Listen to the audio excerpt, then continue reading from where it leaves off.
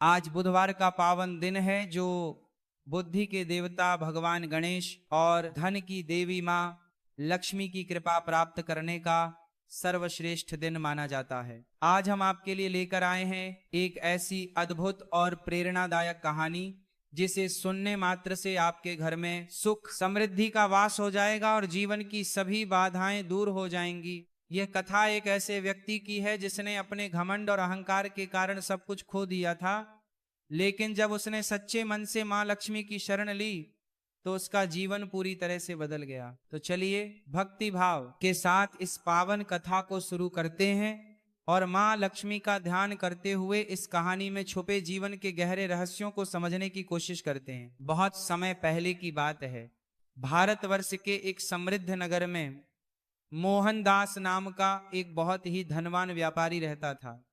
मोहनदास का व्यापार दूर दूर के देशों तक फैला हुआ था। उसके पास सोने चांदी के भंडार थे, हीरे मोती की दुकानें थी और हर व्यापार में उसका हाथ था। नगर में उसका नाम बड़ी इज्जत से लिया जाता था और लोग कहते थे कि मोहनदास के पास धन की वर्षा होती है। उसकी तिजोरियां कभी खाली नहीं होती थीं और जब भी वह बाजार में निकलता तो लोग रास्ता छोड़ देते थे। राजा भी मोहनदास का सम्मान करता था क्योंकि उसने राजकोष में कई बार बड़ी रकम दान की थी। मोहनदास की एक बहुत सुंदर पत्नी थी जिसका नाम शीला था। शीला बहुत ही सुशील और धार्मिक प्रकृति की महिला थी। वह रोज सुबह उठकर घर के मंदिर में पूजा करती थी और गरीबों को भोजन कराती थी। मोहनदास और शीला के दो बच्चे थे, एक बेटा और एक बेटी। बेटे का नाम अमर था और बेटी का नाम कमला था। दोनों बच्चे बहुत होशियार और समझदार थे। यूं देखा जाए तो मोहनदास के परिवार में हर खुशी थी। धन था, दौलत थी, इज्जत थी और परिवार था। लेकिन इंसान का मन बड़ा विचित्र होता है। जब उसके पास सब कुछ होता है तो वह भूल जाता है कि यह सब उसे किसने दिया है। मोहनदास के साथ भी कुछ ऐसा ही होने लगा था।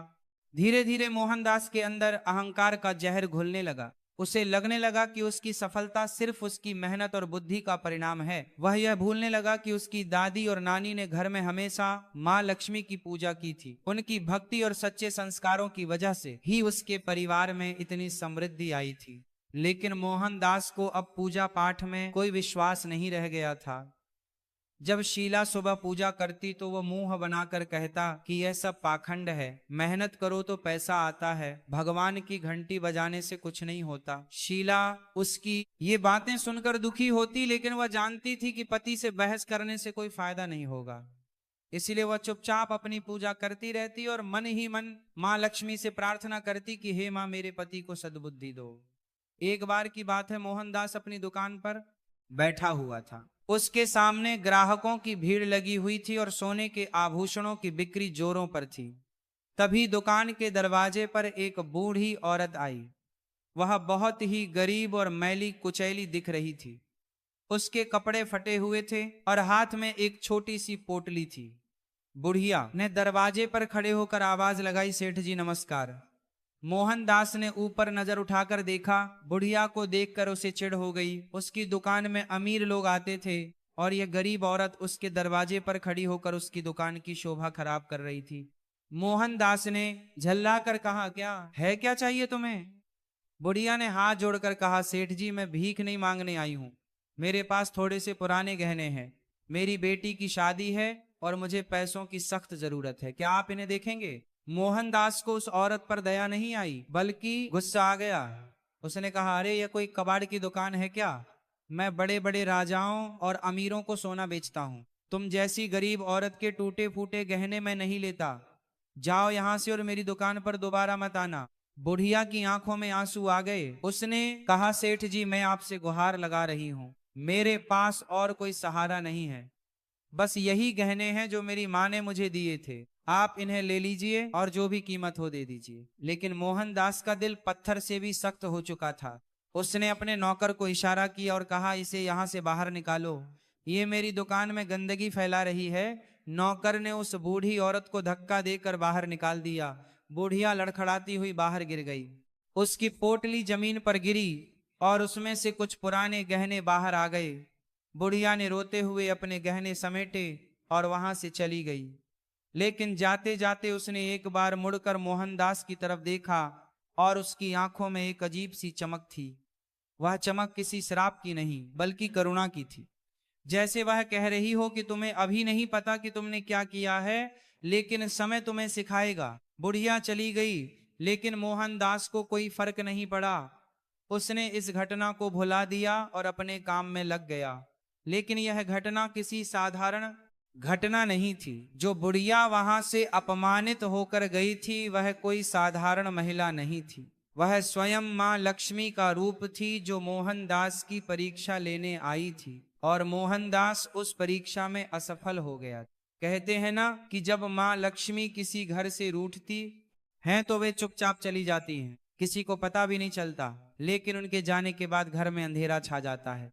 ठीक वैसा ही मोहनदास के जीवन में होने वाला था। उस दिन के बाद से मोहनदास के व्यापार में अजीब अजीब समस्याएं आने लगी। पहले तो छोटी छोटी बातें हुई। एक बार एक बड़े सौदे में उसे नकली सोना मिल गया। उसने सोचा कि चलो कोई बात नहीं, एक बार की गलती है, लेकिन यह सिर्फ शुरुआत थी। उसके बाद उसके एक जहाज में जो दूसरे देश से कीमती सामान लेकर आ रहा था, समुद्र में तूफान आ गया और जहाज डूब गया। लाखों रुपए का नुकसान हो गया। फिर उसके एक बड़े गोदाम में आग लग गई, जिसमें उसका बहुत सारा माल जलकर राख हो गया। मोहनदास परेशान तो हुआ, लेकिन उसने सोचा कि यह सब संयोग है, जल्द ही सब ठीक हो जाएगा। लेकिन चीजें ठीक नहीं हुई, बल्कि और बिगड़ती चली गई। जिन लोगों ने उससे उधार लिया था वे पैसा लौटाने से मुकर गए। जिन लोगों को उसने पैसा दिया था वे अचानक गायब हो गए। उसके कर्मचारी उससे बेईमानी करने लगे और धीरे धीरे उसका व्यापार चौपट होने लगा। मोहनदास को समझ नहीं आ रहा था कि यह सब क्या हो रहा है। वह रात दिन मेहनत कर रहा था, लेकिन कुछ भी सही नहीं हो रहा था। उसकी पत्नी शीला ने कई बार उससे कहा कि शायद ये सब इसलिए हो रहा है क्योंकि हमने मां लक्ष्मी की पूजा छोड़ दी है। आप भी कभी कभी घर के मंदिर में जाकर प्रणाम कर लिया करो। लेकिन मोहनदास को अभी भी अपने अहंकार पर भरोसा था। उसने कहा, यह सब अंधविश्वास है। व्यापार में उतार चढ़ाव आते रहते हैं। मैं अपनी मेहनत से सब कुछ वापस पा लूंगा। लेकिन उसे नहीं पता था कि जब भाग्य रूठता है तो मेहनत भी काम नहीं आती।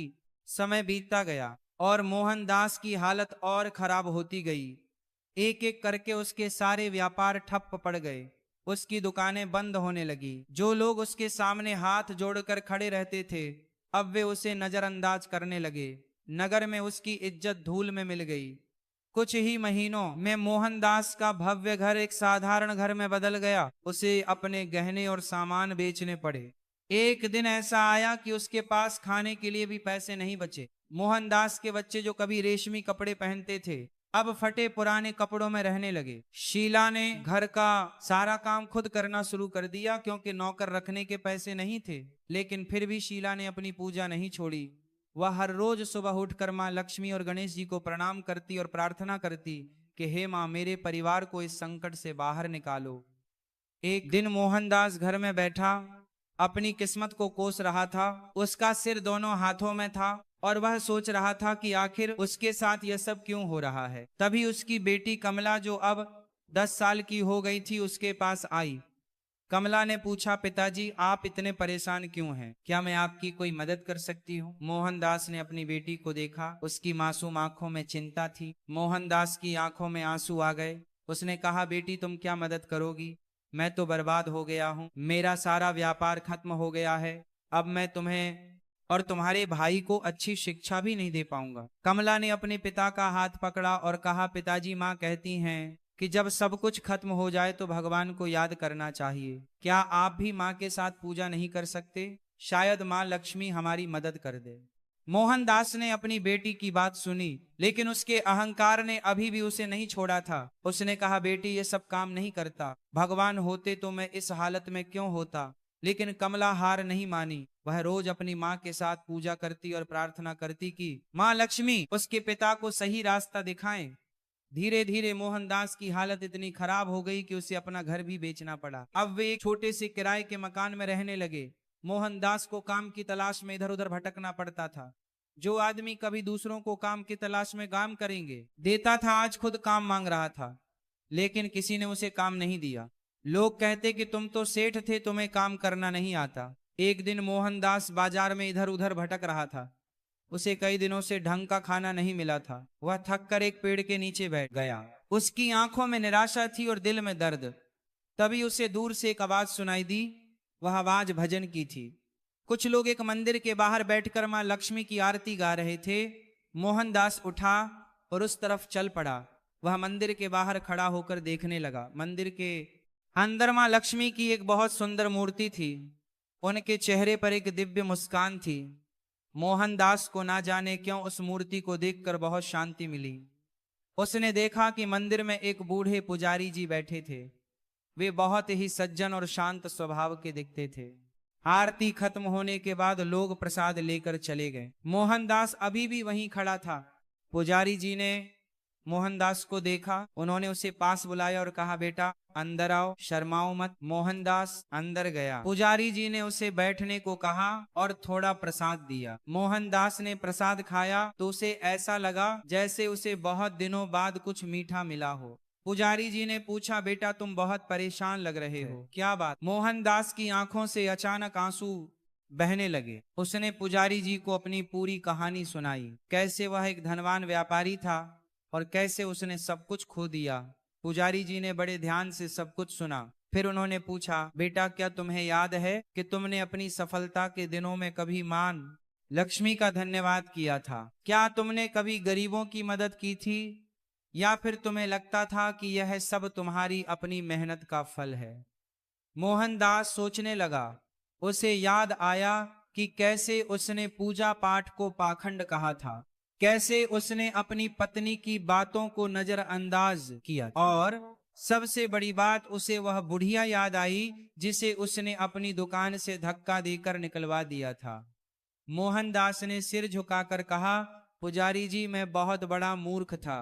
मैंने अपने अहंकार में सब कुछ भूल गया था। मैंने एक गरीब बुढ़िया का भी अपमान किया था। अब मुझे समझ आ रहा है कि मेरी यह हालत मेरी ही गलतियों का नतीजा है। पुजारी जी ने मोहनदास के सिर पर हाथ रखा और कहा, बेटा जब जागो तभी सवेरा। अच्छी बात है कि तुम्हें अपनी गलती का एहसास हो गया। अब अगर तुम सच्चे मन से मां लक्ष्मी की शरण में जाओगे तो वे तुम्हें जरूर माफ कर देंगे।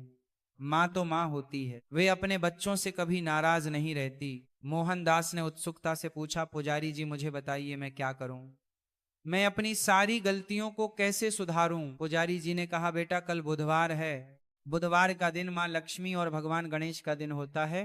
इस दिन अगर सच्चे मन से व्रत रखा जाए और माँ लक्ष्मी की कथा सुनी जाए तो सारे कष्ट दूर हो जाते हैं। लेकिन ध्यान रखना, यह कोई जादू नहीं है।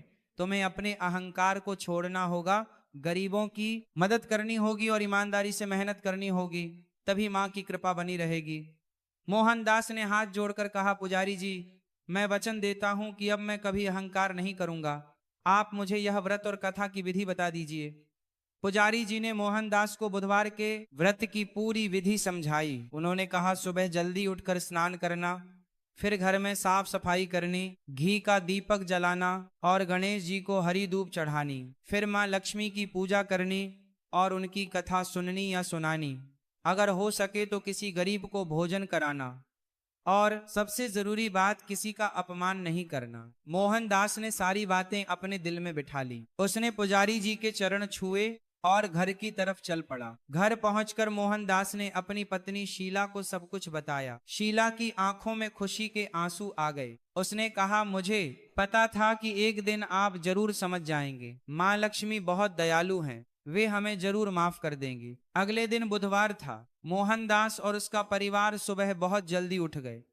उन्होंने स्नान किया और घर की साफ सफाई की। हालांकि उनके पास ज्यादा कुछ नहीं था, लेकिन जो भी था उसे उन्होंने बड़े प्रेम से तैयार किया। शीला ने घर के छोटे से मंदिर में मां लक्ष्मी और गणेश जी की तस्वीर साफ की और उसके सामने एक छोटा सा दीपक जलाया। मोहनदास ने पहली बार अपने जीवन में सच्चे मन से हाथ जोड़े। उसने कहा, हे मां, मुझे माफ कर दो। मैं बहुत मूर्ख था। मैंने अपने अहंकार में तुम्हें भुला दिया था। आज मैं वचन देता हूं कि अब मैं हमेशा तुम्हारी शरण में रहूंगा। बस इतनी कृपा करो कि मुझे और मेरे परिवार को रोटी का एक टुकड़ा मिलता रहे। उस दिन पूरे परिवार ने बड़ी श्रद्धा से व्रत रखा। शाम को शीला ने एक छोटी सी कथा पढ़ी जो उसने अपनी माँ से सीखी थी। कथा सुनकर सभी के मन में एक अजीब सी शांति आ गई। रात को जब वे सोने गए तो मोहनदास को एक सपना आया। सपने में वही बुढ़िया दिखाई दी जिसे उसने अपनी दुकान से निकलवाया था, लेकिन इस बार वह बुढ़िया नहीं बल्कि एक दिव्य रूप में थी। वह माँ लक्ष्मी थी। माँ लक्ष्मी ने मुस्कुराते हुए कहा, मोहन, तुमने अपनी गलती मान ली और सच्चे मन से मेरी शरण ली। मैं तुम्हारी इस भक्ति से प्रसन्न हूं, लेकिन याद रखना, अब तुम्हें अपनी मेहनत और ईमानदारी से अपना जीवन फिर से बनाना होगा। मैं तुम्हारे साथ रहूंगी, लेकिन तुम्हें अपना अहंकार हमेशा के लिए छोड़ना होगा। मोहनदास ने सपने में ही हाथ जोड़े और कहा, माँ, मैं वचन देता हूं कि अब मैं कभी अहंकार नहीं करूंगा। सुबह जब मोहनदास की नींद खुली तो उसके मन में एक नई ऊर्जा थी। उसने तय किया कि आज से वह फिर से शुरुआत करेगा। भले ही छोटे काम से ही शुरू करना पड़े, लेकिन वह ईमानदारी से मेहनत करेगा। मोहनदास बाजार में गया। उसने देखा कि एक व्यापारी को अपनी दुकान पर मदद की जरूरत थी। मोहनदास ने उससे काम मांगा। व्यापारी ने पहले तो इनकार कर दिया, क्योंकि वह जानता था कि मोहनदास कभी बड़ा सेठ था। लेकिन मोहनदास ने हाथ जोड़कर कहा, भाई साहब, मुझे मौका दीजिए। मैं मेहनत करूंगा और ईमानदारी से काम करूंगा। मुझे सिर्फ इतना चाहिए कि मेरे परिवार का पेट भर जाए। व्यापारी को मोहनदास की विनम्रता देखकर दया आ गई। उसने कहा, ठीक है, तुम आज से मेरी दुकान पर काम कर सकते हो। मोहनदास ने उस दिन से पूरी ईमानदारी और मेहनत से काम करना शुरू कर दिया। वह सुबह सबसे पहले दुकान पर पहुंचता और रात को सबसे आखिर में जाता। उसने अपने अनुभव का इस्तेमाल किया और व्यापारी को कई अच्छे सुझाव दिए, जिससे दुकान का व्यापार बढ़ने लगा। व्यापारी बहुत खुश हुआ और उसने मोहनदास की तनख्वाह बढ़ा दी। घर में अब धीरे धीरे चीजें सुधरने लगी। खाने के लिए अच्छा अनाज आने लगा। बच्चों को नए कपड़े मिल गए। लेकिन मोहनदास और उसके परिवार ने बुधवार का व्रत नहीं छोड़ा। हर बुधवार को वे पूरी श्रद्धा से पूजा करते और कथा सुनते। धीरे धीरे मोहनदास की किस्मत पलटने लगी। एक दिन एक बड़े व्यापारी ने दुकान पर आकर मोहनदास से बात की। उसने कहा, मैंने सुना है कि तुम बहुत ईमानदार और मेहनती हो। मैं एक नया व्यापार शुरू करना चाहता हूँ और मुझे एक भरोसेमंद साथी की जरूरत है।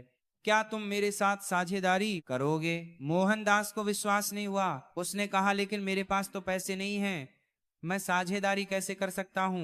व्यापारी ने कहा, मुझे पैसों की नहीं, तुम्हारी ईमानदारी और अनुभव की जरूरत है। पैसे तो मैं लगा दूंगा, तुम बस अपनी मेहनत और बुद्धि से इस व्यापार को सफल बनाओ। मोहनदास ने मन ही मन मां लक्ष्मी को धन्यवाद दिया और उस व्यापारी की बात मान ली। उन्होंने मिलकर एक नया व्यापार शुरू किया। मोहनदास ने अपने पुराने अनुभव और नई ईमानदारी का इस्तेमाल किया। वह हर सौदे में पूरी तरह से ईमानदार रहता और किसी के साथ धोखा नहीं करता। धीरे धीरे उनका व्यापार फलने फूलने लगा। लोगों को पता चला कि मोहनदास अब बदल गया है। वह अब वही घमंडी सेठ नहीं रहा, बल्कि एक विनम्र और ईमानदार व्यापारी बन गया है। लोग उसके पास आने लगे और व्यापार करने लगे। कुछ ही सालों में मोहनदास फिर से एक सफल व्यापारी बन गया, लेकिन इस बार उसकी सफलता पहले से अलग थी। पहले वह सिर्फ धन के लिए काम करता था, लेकिन अब वह लोगों की भलाई के लिए भी काम करता था। वह हर बुधवार को गरीबों को भोजन कराता, जरूरतमंदों की मदद करता और अपनी कमाई का एक हिस्सा हमेशा दान में देता। एक दिन की बात है, मोहनदास अपनी दुकान पर बैठा था। तभी उसकी नजर एक बूढ़ी औरत पर पड़ी जो दुकान के बाहर खड़ी थी। यह वही बुढ़िया थी जिसे उसने बरसों पहले अपनी दुकान से निकलवाया था। मोहनदास का दिल जोर से धड़कने लगा। वह तुरंत उठा और बाहर आया। उसने बुढ़िया के पैर छुए और आंखों में आंसू भरकर कहा, माँ, मुझे माफ कर दो, मैंने आपके साथ बहुत बुरा व्यवहार किया था। बुढ़िया ने मुस्कुराते हुए कहा, बेटा, मैंने तुम्हें कब का माफ कर दिया। मुझे खुशी है कि तुमने अपनी गलती सुधार ली। अब तुम एक अच्छे इंसान बन गए हो। मोहनदास ने बुढ़िया को अंदर बुलाया। उसने उसे सम्मान से बिठाया और उससे पूछा, आप यहाँ कैसे आई? क्या मैं आपकी कोई सेवा कर सकता हूँ? बुढ़िया ने कहा, बेटा, मैं तो बस यह देखने आई थी कि तुम कैसे हो। मुझे खुशी है कि तुमने माँ लक्ष्मी की शरण ली और अपना जीवन बदल लिया।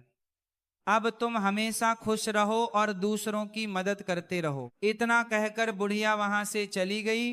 मोहनदास ने उसे जाते हुए देखा और मन ही मन सोचा कि यह कोई साधारण बुढ़िया नहीं थी, यह जरूर मां लक्ष्मी का कोई रूप थी जो उसकी परीक्षा लेने आई थी।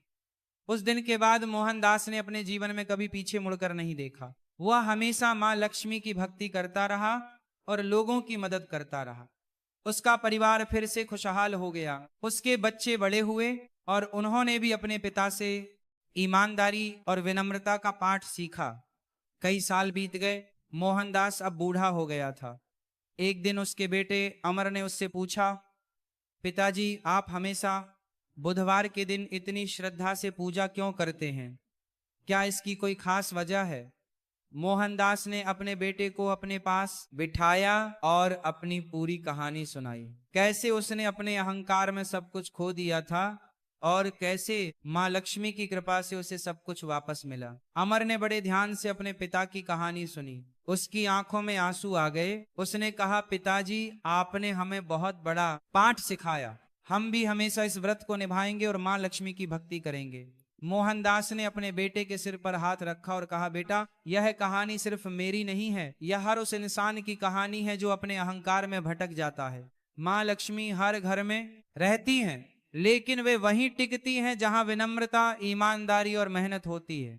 अगर तुम अहंकार करोगे तो चाहे कितना भी धन हो, सब खत्म हो जाएगा। लेकिन अगर तुम विनम्र रहोगे और दूसरों की मदद करोगे तो मां लक्ष्मी हमेशा तुम्हारे साथ रहेंगी। इस कहानी से हमें यह शिक्षा मिलती है कि धन बहुत महत्वपूर्ण है, लेकिन उससे भी ज्यादा महत्वपूर्ण है विनम्रता और करुणा।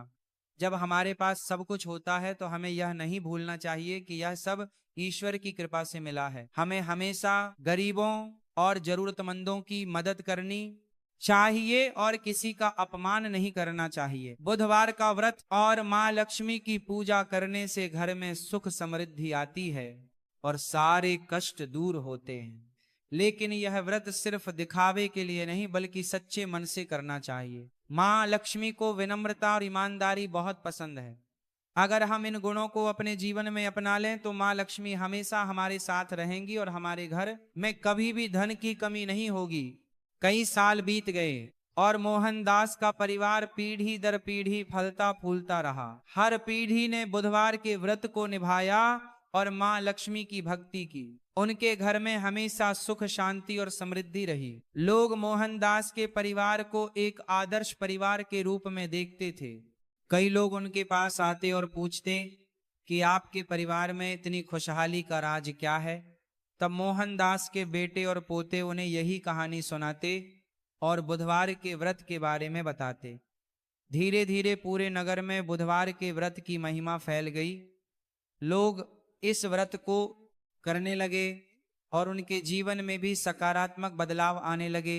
जो लोग गरीबी से परेशान थे उन्हें रोजगार मिलने लगा। जो लोग बीमारियों से परेशान थे उन्हें स्वास्थ्य मिलने लगा। और जो लोग परिवार में कलह से परेशान थे उनके घर में शांति आने लगी। यह सब मां लक्ष्मी की कृपा का परिणाम था। एक दिन नगर में एक बड़ा मेला लगा। मेले में एक संत आए जो बहुत ज्ञानी और प्रसिद्ध थे। लोग उनके दर्शन करने के लिए दूर दूर से आए।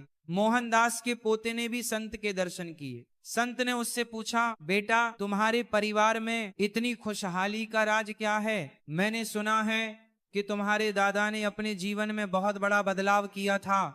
मोहनदास के पोते ने संत को पूरी कहानी सुनाई। संत ने बड़े ध्यान से सुना और फिर मुस्कुराते हुए कहा, यह कहानी सिर्फ तुम्हारे परिवार की नहीं, यह हर उस इंसान के लिए एक सबक है जो अपने अहंकार में भटक गया है।